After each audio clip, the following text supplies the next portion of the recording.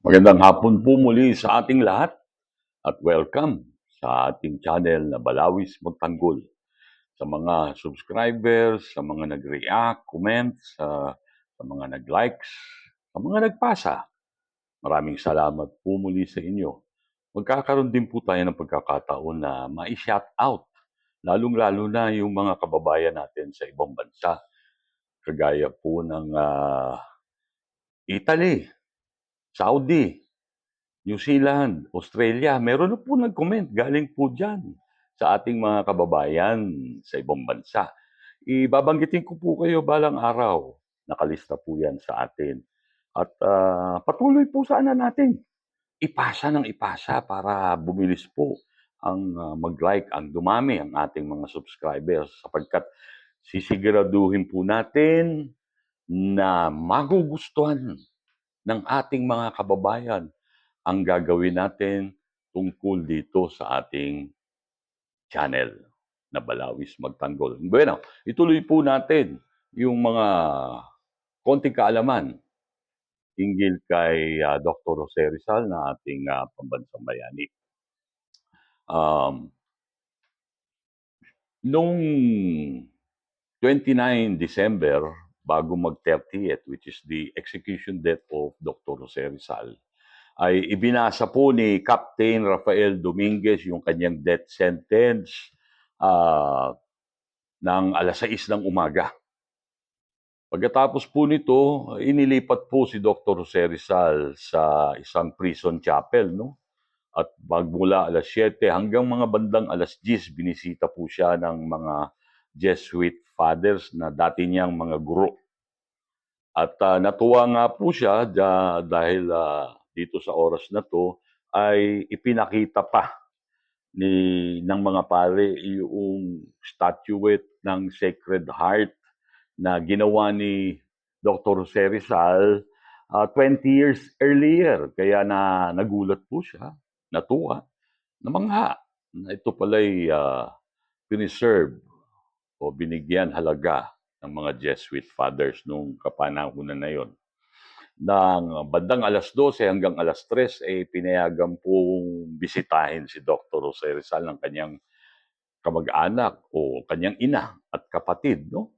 Bagamat there is no close contact, nasa rehas po si Dr. Jose Rizal, ay nagkausap din po sila sa huling pagkakataon. Ngayon, bago po lumisan ang kanyang ina at kapatid, binulungan po ni Dr. Jose Rizal ang kanyang kapatid na it is there that I kept it. No? May siningit siya yung doon sa likod nung parang lampara ba yun o small alcoholic cooking stove. Yung kanyang isinulat na Mi Ultima Adios, My Last Farewell. Napakaganda din po niya, no?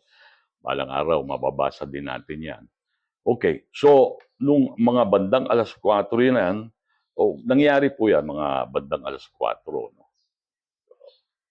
Sinulat niya kasi yung last farewell niya, mga bandang alas 12 hanggang alas 3. So, alas 4 pala yung pag-uusap niya sa kanyang ina at kapatid, no? Noong 10 p.m., he still continued writing letters to his best friend, si Mr. Blumentritt, no? Um, meron pong historical controversy diyan ng mga oras na yan dahil dito daw po ata, sabi ng iba, na isinulat niya yung retraction of his anti-Catholic writings. Ang sabi naman ng iba, walang katotohanan po yan. Okay?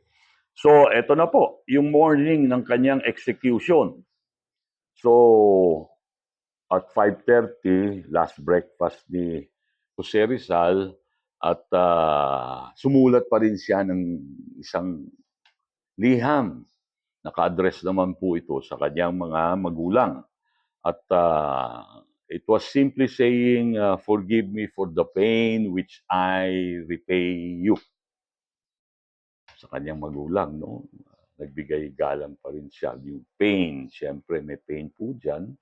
Ngunit tinanggap naman din po ito na hindi talaga dapat na maging forgive me because in the long run, it was for his countrymen. And of course, for his family. Dahil meron din pong malaking insidenteng nangyari dyan hinggil sa kanyang pamilya, ah, sa kagagawan ng mga praile at saka mga civil de la Guardia. Another time, another trivia. So, after that, meron palang tinatawag na Death March. Magmula Port Santiago hanggang sa Bagong Bayan, yung Luneta ngayon. So,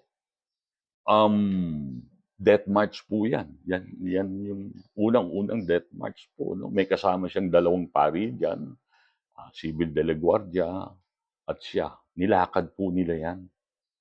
Okay, nung dumating po sa Bagong Bayan, dun sa site, execution site niya, ang suot niya, itim na damit, no? Parang Amerikana ata yun.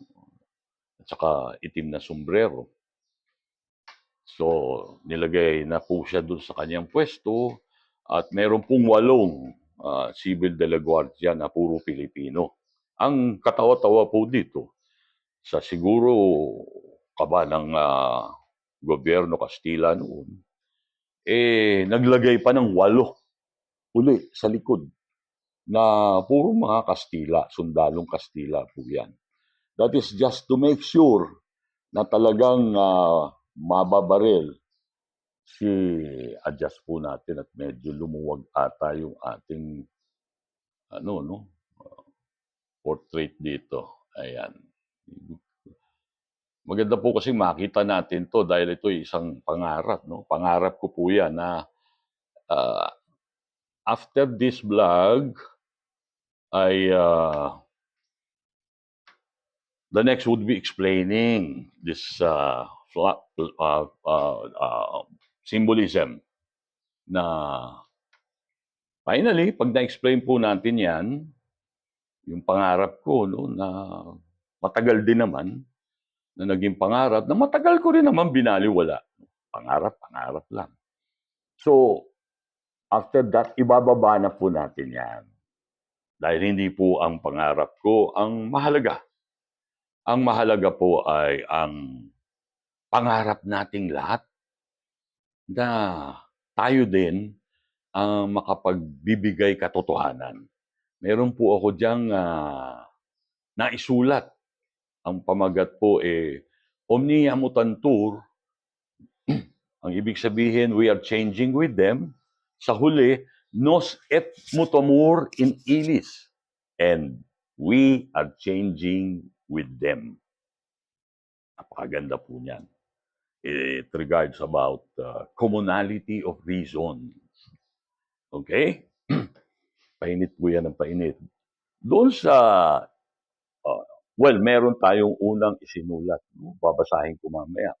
Pero gusto ko limitahan talaga ng maximum of 15 minutes ito. Kaya ituloy muna natin yung kay Dr. Jose Rizal kasi meron po tayong tanong dyan na tayo lang din po ang makakasagot. Okay? So, nung bandang 7:00, nandun na siya, nakapwesto na. According to some accounts, 7:03 po siya binaril. Nung isinigaw nung kapitan, yung fuego, which is fire, nagputukan yung unang linya. So traditionally, isa lang po ang tunay na bala dyan. No? The rest, blank po yan. Bala din, pero blanco. Yung meron pong slug, isa lang po. Di gayon nga, ituloy natin ng konti pa doon sa kapaligiran. Nagpalagay po ang gobyerno ng Kastila ng around 400 Spanish soldiers surrounding the death area nga po, no? Para makasigurong walang manggulo, walang mang-store, walang lumusob, masiguro po ang pagbabaril kay Dr. Jose Rizal. So, nung sinigaw nga po ang puwego, Boom!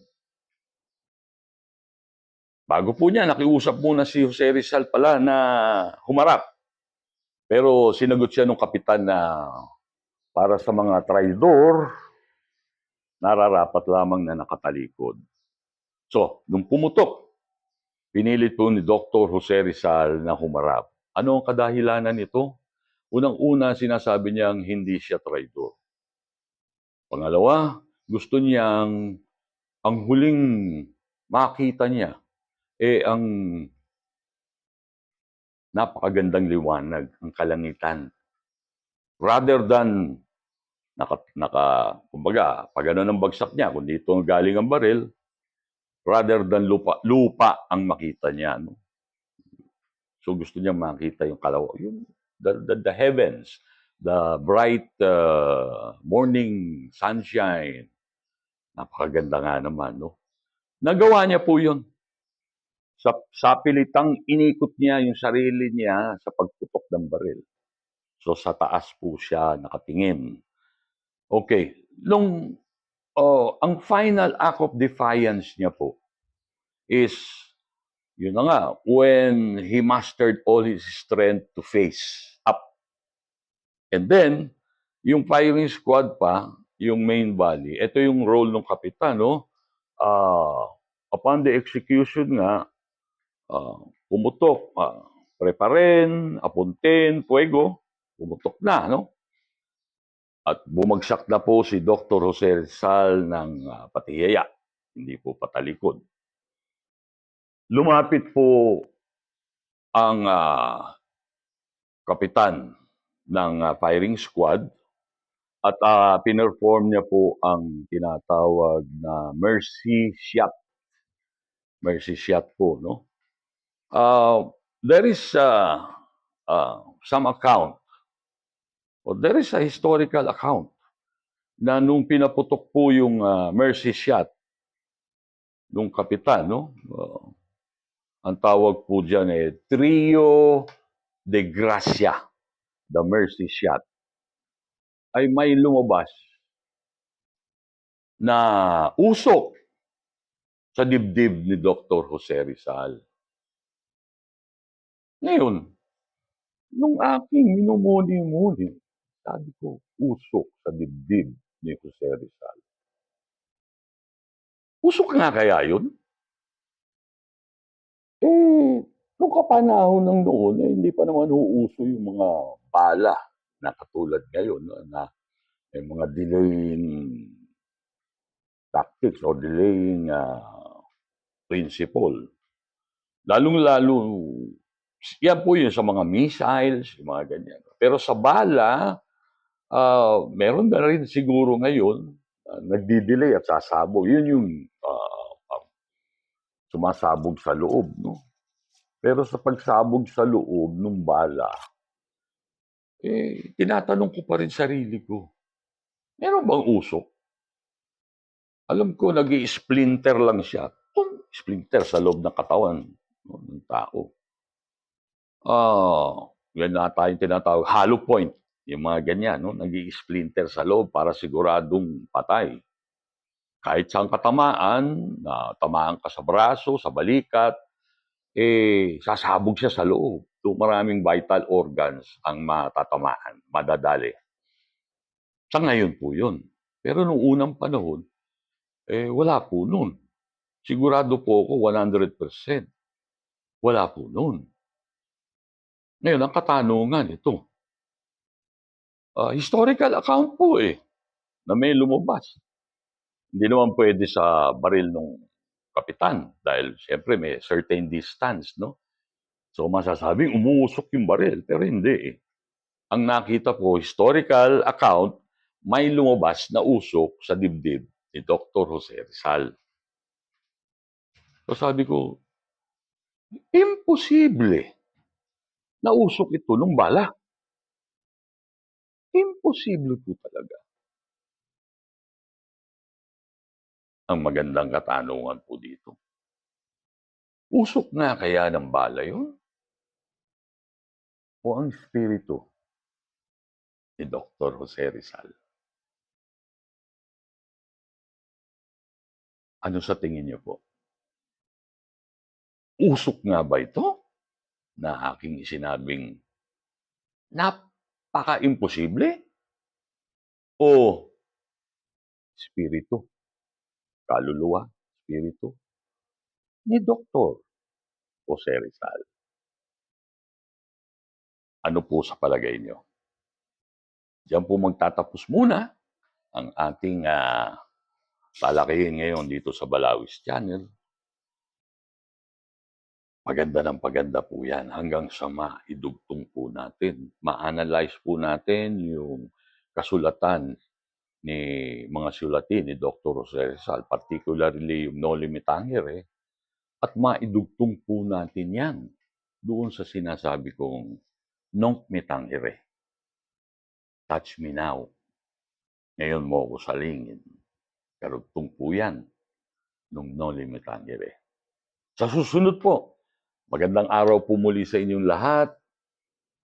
Hari naway, lagi po tayong nasa mabuting kalagayan. Salamat po muli.